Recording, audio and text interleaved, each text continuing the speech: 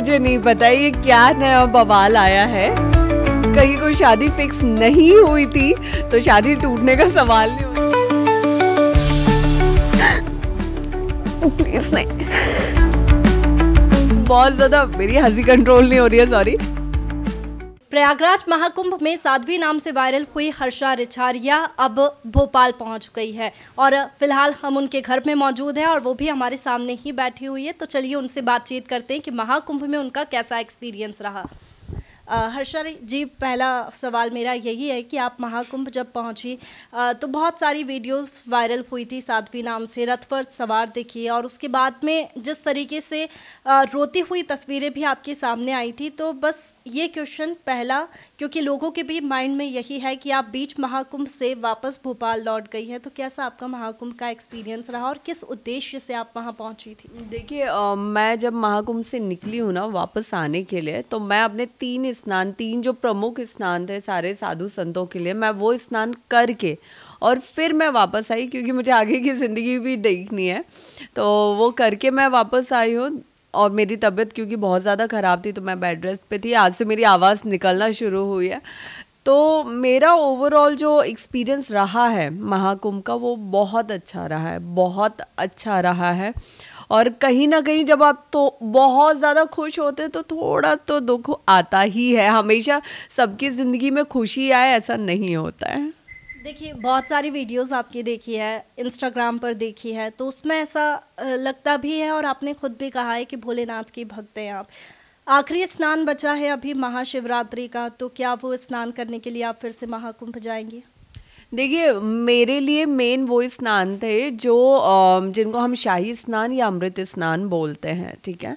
और वही स्नान तक सारे साधु संत रुके होते हैं। जहाँ वो स्नान खत्म हो जाते हैं, साधु संत, अखाड़ा, आश्रम वो भी निकलने लगते हैं। तो अभी आप देखोगे मोस्टली अखाड़े निकलने लगे हैं, जो हमारे 13 अखाड़े उनमें से ज़्यादातर निकलने लगे हैं, क्योंकि जो शाही स्नान है वो ख़त्म हो चुके हैं। अब प्रमुख स्नान बचे हुए हैं जिनका भी महत्व है, उसके लिए सारे लोग जा रहे हैं, बट उसमें मैं नहीं जाऊंगी। बिल्कुल। और जब हमने आपके पेरेंट्स से बातचीत की थी तो ये भी सामने आया था कि उत्तराखंड में आप रही हैं और आपका सनातन से बचपन से ही लगाव रहा है। तो क्या भोपाल अभी तो आई हैं आप और उसके बाद में फिर से उत्तराखंड वापस जाएंगी? बिल्कुल, मैं वहीं रहती हूँ। मैं हालांकि भोपाल में कम रहती हूँ, मैं उत्तराखंड ज़्यादा रहती हूँ। तो मैं अभी मुझे वापस जाना होगा, लेकिन मैं अपनी तबीयत ठीक करके यहाँ से जाऊँगी।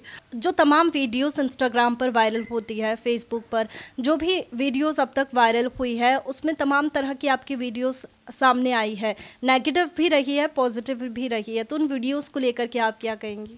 उन वीडियोस में कुछ भी नेगेटिव नहीं था, लोगों ने उसे नेगेटिव तरीके से दिखाया है, सामने लाया है। वरना मेरे वीडियोस में कभी कुछ नेगेटिव नहीं रहा। मैं कोई क्लबिंग करती हुई नहीं दिखी हूँ, मैं दारू पीते हुए नहीं दिखी हूँ, मैं नॉनवेज खाते हुए नहीं दिखी हूँ, मैं कपड़े बदलते हुए इंस्टाग्राम पे नहीं दिखी हूँ, राइट। तो मेरे वीडियोस में कभी कुछ नेगेटिव रहा ही नहीं। लोग उसे नेगेटिव तरीके से दिखाने की कोशिश कर रहे हैं।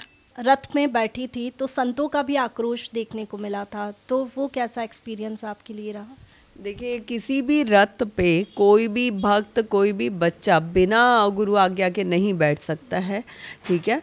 तो मैं भी बिना आज्ञा के नहीं बैठी हूँ। और सिर्फ हमारे अखाड़े की बात नहीं है, और जितने भी 12 अखाड़े हैं सब में उनके शिष्य, उनके बच्चे बैठे हैं, उनके भक्त बैठे हैं आचार्य जी के।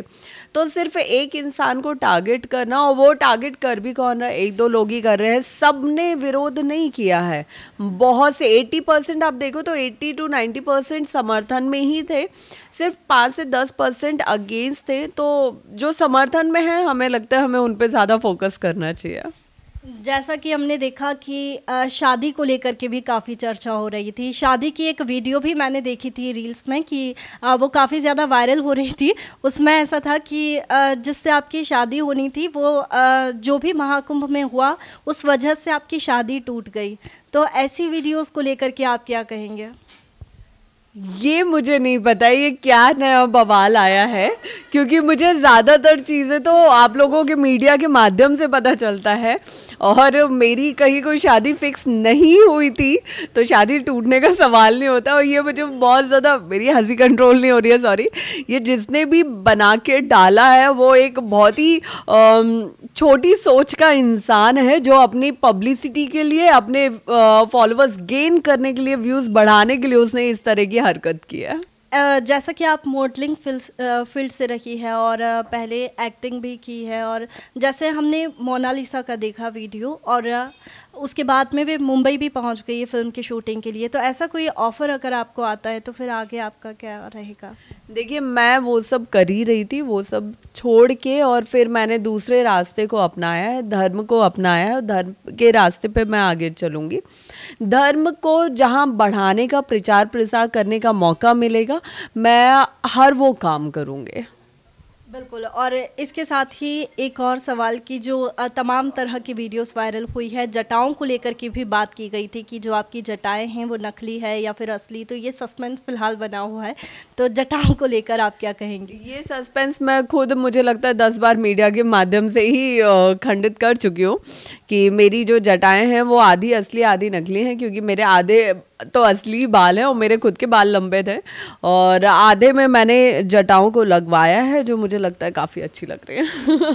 और आपके पेरेंट्स से भी इससे पहले बातचीत हुई थी, तो उन्होंने कहा था कि आगे आप करियर में एनजीओ खोलेंगी, एनजीओ की तरफ जाएंगी, तो उसे लेकर आप क्या कहेंगे? मैं एनजीओ खोलूँगी नहीं, मेरा एनजीओ है जो पहले मेरे मम्मी पापा चलाते थे और जिसको अब मैंने अपने नाम पे करवाया है, तो उसी में हम आगे बढ़ के युवाओं के लिए, नारियों के लिए काम करेंगे। तो देखिए, ये हर्षा रिछारिया हमारे साथ में थी, जो महाकुंभ से भोपाल लौट चुकी है और हमारे साथ में बातचीत की। इस दौरान उन्होंने ये भी कहा कि सनातन की तरफ वे आगे बढ़ेंगी। वीडियो जर्नलिस्ट तरुण यादव के साथ वैष्णवी मावर, भोपाल। न फेक न लेट, देखते रहिए पीपल्स अपडेट।